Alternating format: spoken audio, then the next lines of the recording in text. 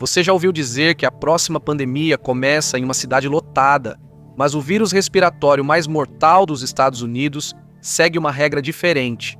A NASA está monitorando um patógeno com uma taxa de mortalidade de 38%, que transforma áreas intocadas e pristinas em zonas mortais. Isso é mais perigoso do que roleta russa com 2 balas. A Terra tem uma defesa biológica inerente que usa padrões climáticos para desencadear surtos, e a NASA sabe onde será o próximo ataque. Em março de 2026, um homem de 60 anos deu entrada em um hospital de Santa Fé com dificuldade para respirar. Ele não havia viajado para o exterior. Ele não tinha passado por centros de transporte lotados. Ele estava apenas em casa, em sua propriedade rural no norte do Novo México.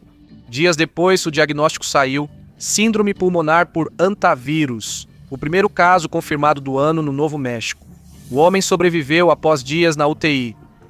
Ele teve sorte. Os registros de mortalidade do CDC mostram que muitos pacientes nunca saem do hospital. Essa taxa de letalidade de 38% se manteve ao longo de mais de 3 décadas de acompanhamento. A Stanford Medicine estima a média de longo prazo nos Estados Unidos em cerca de 35%. Esses números fazem do hantavírus uma das doenças respiratórias mais letais monitoradas na América do Norte. Ainda não há cura antiviral. Quando os sintomas pulmonares graves começam, o tratamento passa a ser de suporte, coisas como respiradores, oxigênio e suporte para manter a pressão arterial. O vírus avança rapidamente quando os pulmões começam a se encher de líquido. O paciente de Santa Fé sobreviveu porque o Novo México tem 30 anos de experiência em identificar sintomas cedo. Em estados com pouca experiência prévia, casos em estágio inicial são facilmente confundidos com gripe ou pneumonia até que comece o colapso respiratório. Mas os registros de vigilância do CDC mostram outra tendência chocante. Desde 1993, 94% dos casos americanos ocorrem a oeste do rio Mississippi. Não é a maioria, mas quase todos. Só o Novo México registrou mais de 140 infecções confirmadas. O Colorado tem mais de 120 infecções confirmadas. O Arizona tem corredores de exposição que atravessam desertos remotos e áreas de floresta. Então, olhamos para o outro lado do mapa. 10 estados nunca relataram um único caso. A lista inclui Alabama, Geórgia, Ohio e Nova Jersey. Os estados com as maiores e mais movimentadas cidades, nenhum deles jamais registrou um caso. E então para. A distribuição no mapa diminui. Vários estados com grandes centros populacionais nunca registraram um único caso confirmado. O caso de Santa Fé não é incomum.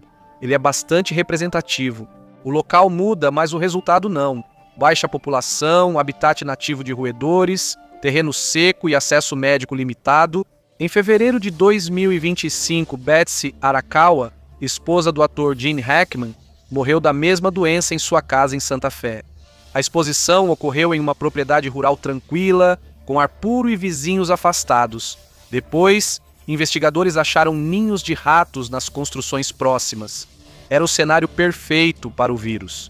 E a NASA está prestando atenção. O satélite conseguiu ver o que ninguém mais em terra conseguia. E isso fez toda a diferença. A Covid se espalhou pelos aeroportos. A gripe se espalha pelos escritórios. Quanto mais limpa a paisagem parece, mais ela favorece o ciclo do portador. O hantavírus não se encaixa nessa categoria. O principal portador nos Estados Unidos é o rato veadeiro.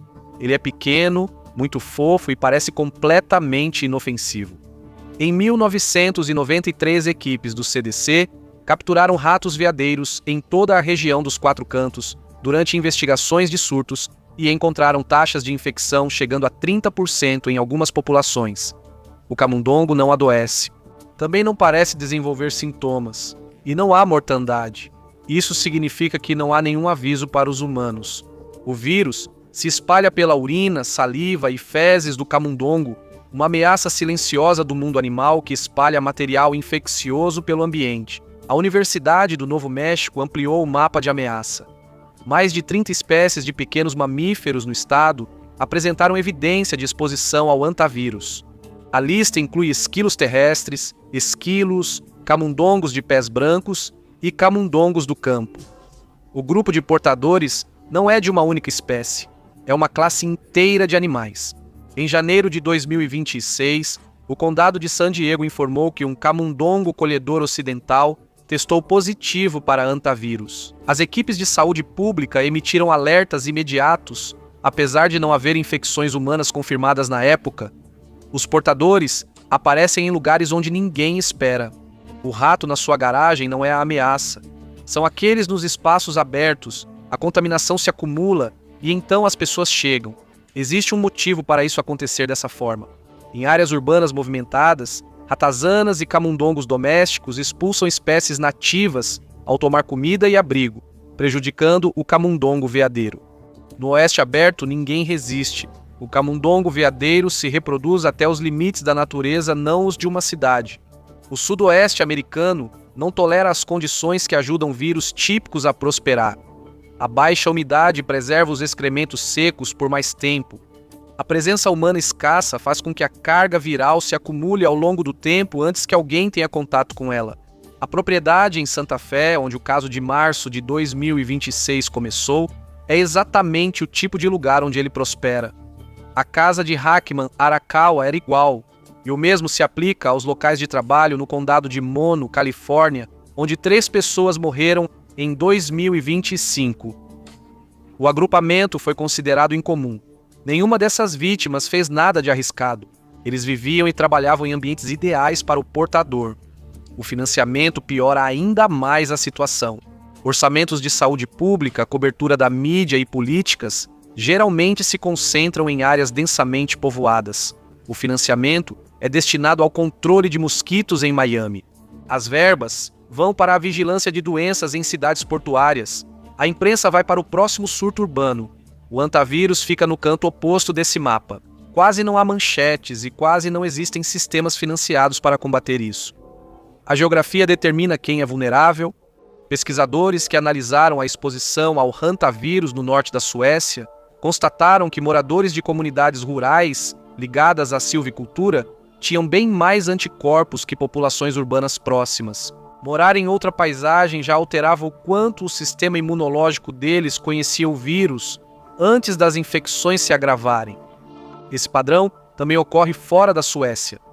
Um estudo de 2019 em áreas rurais da Finlândia encontrou o mesmo gradiente imunológico. Pessoas que passaram a vida em paisagens florestais apresentaram perfis de anticorpos diferentes daqueles que vieram das cidades. O corpo aprende com a paisagem que habita, move esse corpo para uma nova paisagem e o aprendizado volta ao zero. Em áreas endêmicas, moradores são expostos repetidamente a baixos níveis do vírus, desenvolvendo certa familiaridade imunológica. No entanto, os recém-chegados enfrentam o vírus sem essa exposição prévia, o que os coloca em clara desvantagem imunológica. Esse padrão aparece repetidamente nas investigações de casos do CDC.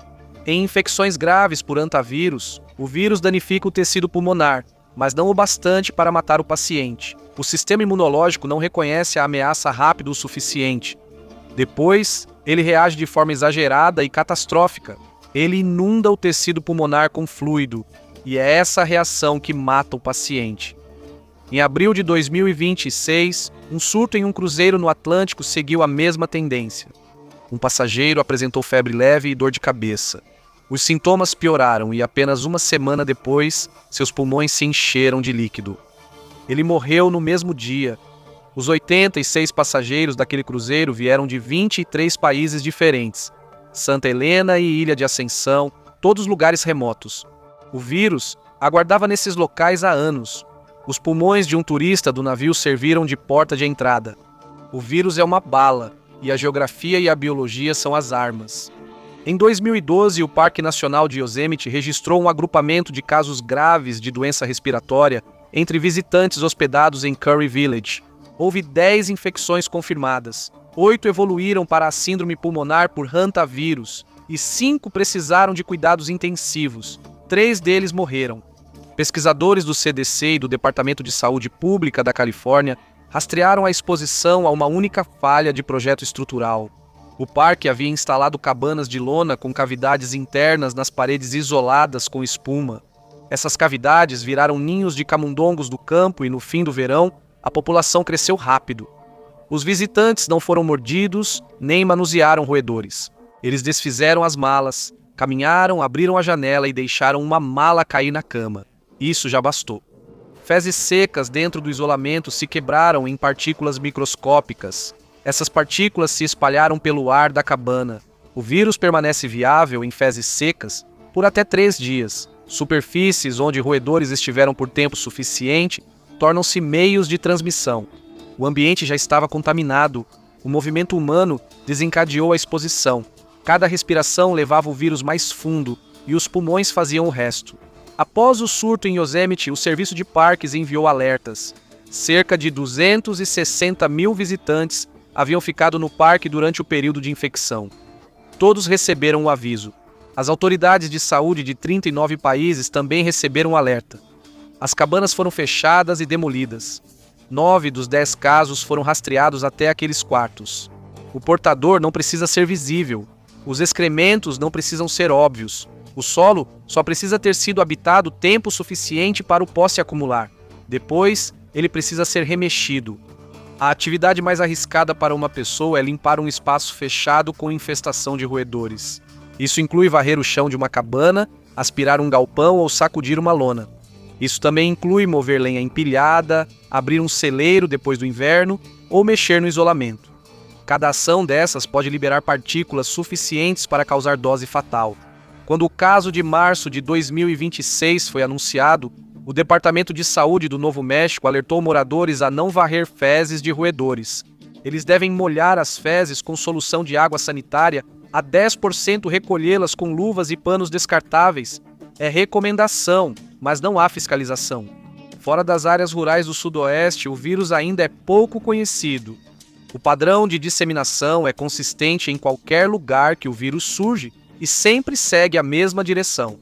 Na Argentina, a temporada de hantavírus de 2025 a 2026 já produziu 101 casos confirmados, o dobro da quantidade da temporada anterior. O país já registrou 32 mortes até agora. Um alerta de saúde emitido em dezembro de 2025 apontou o mesmo padrão em todo o Cone Sul. Os países afetados foram Argentina, Bolívia, Chile, Paraguai, Brasil, Panamá e Uruguai. É uma ocorrência comum, e à medida que a população rareia, a infecção aumenta. E isso não está restrito à América do Sul. A Europa segue o mesmo padrão. Suécia, Alemanha e Finlândia também apresentam períodos anuais nas áreas rurais do país. A Rússia europeia registra 8.000 casos por ano, principalmente em regiões de floresta. Veja os agrupamentos em um mapa. As zonas vazias produzem os casos. As áreas urbanas densamente povoadas não produzem nada. O rato-veado não vive nas cidades. Os subúrbios de Atlanta têm muitos roedores, assim como o centro de Chicago e o centro de Los Angeles. O risco de hantavírus nesses lugares é quase zero. As zonas de risco coincidem com destinos mais comuns em folhetos de viagem. O mapa vai do norte do Novo México até o oeste do Colorado e o leste do Arizona. O lado europeu abrange o norte da Suécia e os sopés da Baviera.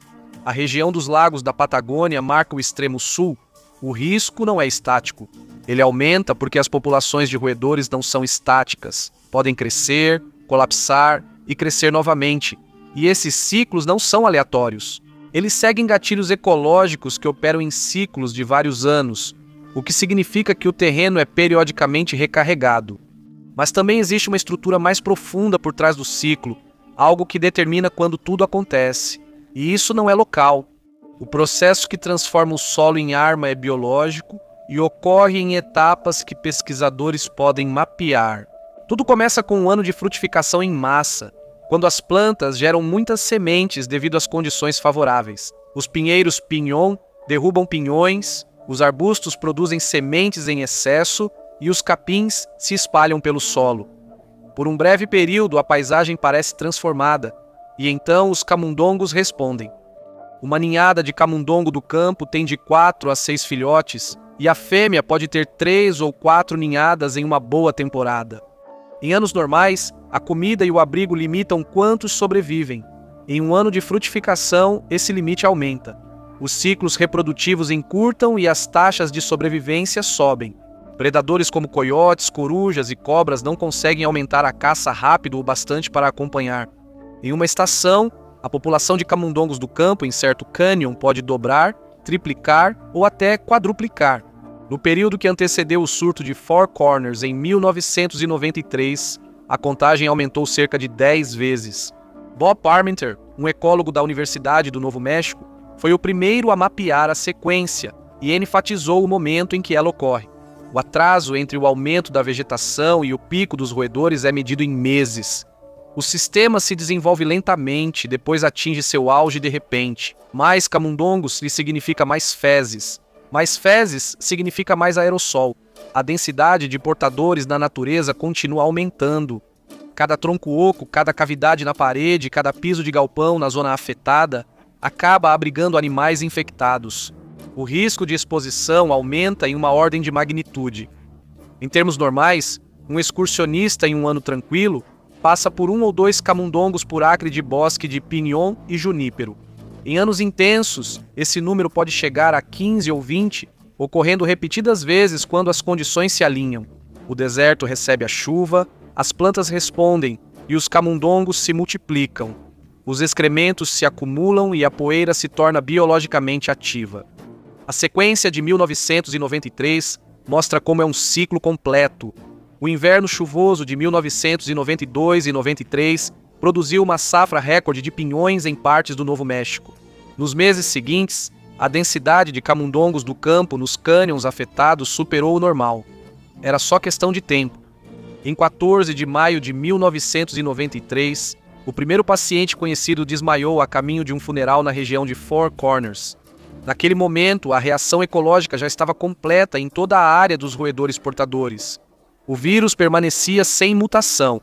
Nada novo havia evoluído, mas a população de ratos simplesmente ultrapassou um limite crítico, onde a transmissão dos animais para humanos se tornou estatisticamente inevitável. O mesmo padrão subjacente, mudança ambiental, expansão dos roedores, contato humano, se repetiu com variações regionais em todos os anos de grande surto desde então. Compare o que ocorre aqui com outras ameaças zoonóticas. A gripe aviária exige alteração genética complexa no ambiente de criação de aves. O ebola depende do contato entre morcegos e primatas, ainda imprevisível para especialistas. A doença de Lyme segue a densidade de carrapatos em florestas fragmentadas que muda constantemente. O antavírus depende de uma única cadeia.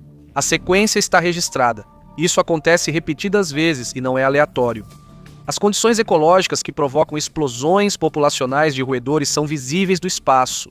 Em julho de 2006, pesquisadores associados à Universidade Johns Hopkins e à Universidade do Novo México publicaram um modelo preditivo usando imagens de satélite Landsat da NASA para prever zonas de risco de antavírus no sudoeste americano.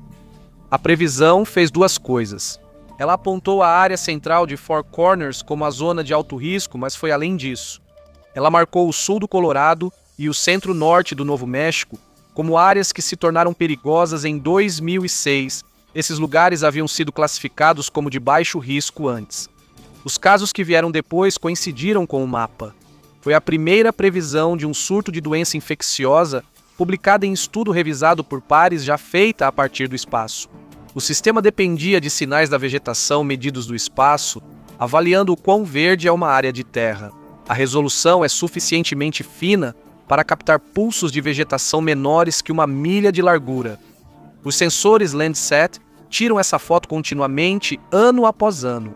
Trabalhos anteriores da mesma equipe já haviam notado o padrão. O sinal da vegetação surgia meses antes dos picos de roedores que antecediam as infecções em humanos. Olhe para o deserto a partir da órbita, espere 12 meses e o surto aparece. A previsão se comprovou novamente na temporada de 2015 a 2016. Alertas antecipados sobre o aumento do risco de antavírus foram enviados por todo o Sudoeste e México. Os casos no Colorado e no México aumentaram conforme os alertas. O Landsat é mais do que uma ferramenta científica passiva. É, entre outras coisas, um sistema ativo de previsão de surtos para um dos vírus respiratórios mais mortais das Américas. Os dados são processados, os mapas de risco são feitos, departamentos estaduais e tribais de saúde do Sudoeste recebem informações. O verdor de uma área de vegetação rasteira no Novo México em 2026 é um alerta precoce. Isso aponta para casos que vão aparecer nas clínicas daqui a 1 ou 2 anos. O sistema agora está indo além das previsões acadêmicas. O Programa de Previsão de Doenças da NOAA, que alertou em 2015, ainda opera com dados atuais dos satélites. O alerta de dezembro de 2025 para o Cone Sul utilizou dados de precipitação e vegetação da NASA junto com relatórios de campo. Agências estaduais no Novo México, Colorado e Arizona recebem informes de alerta antecipado. O sinal vai do sensor orbital para um escritório de saúde do condado em questão de semanas. A implicação é maior do que parece. A agência conhecida por pousos na Lua e robôs em Marte também está operando o sistema de previsão de antavírus mais preciso já construído. O sistema funciona. Ele já acertou mais de uma vez. Ela publica mapas de risco com 1 ano de antecedência e prova que o mapa não é mais estável. Por 30 anos, o risco de antavírus nas Américas seguiu um padrão geográfico previsível. O sudoeste dos Estados Unidos, o Cone Sul da América do Sul e regiões florestadas dispersas no norte da Europa. Mas esse limite está mudando. Em 2025, a vigilância semanal do CDC registrou casos confirmados em Wisconsin e Nevada. Ambos os estados praticamente não têm histórico com o vírus. A Louisiana registrou 2 casos não relacionados.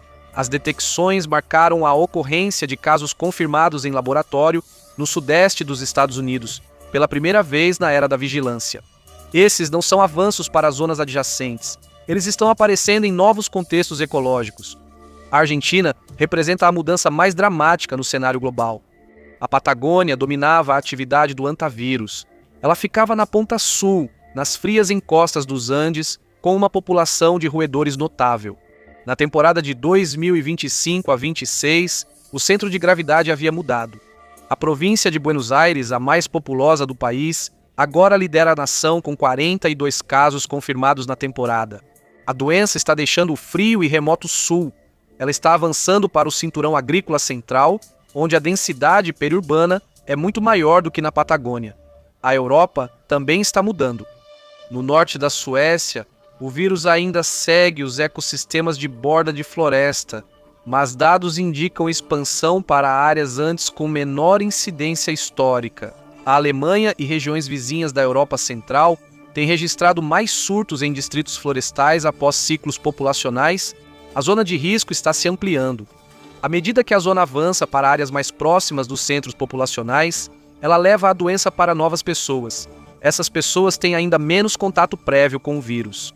As comunidades remotas que costumavam sofrer todos os impactos, pelo menos já tinham visto o transmissor antes.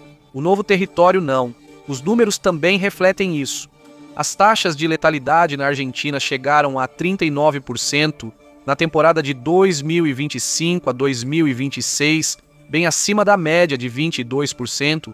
Quanto mais desconhecido o sistema é para a população hospedeira, maior tende a ser a taxa de colapso fisiológico nos casos graves. A fronteira não é a única coisa que está mudando. A população que encontra o vírus nessa fronteira também está mudando.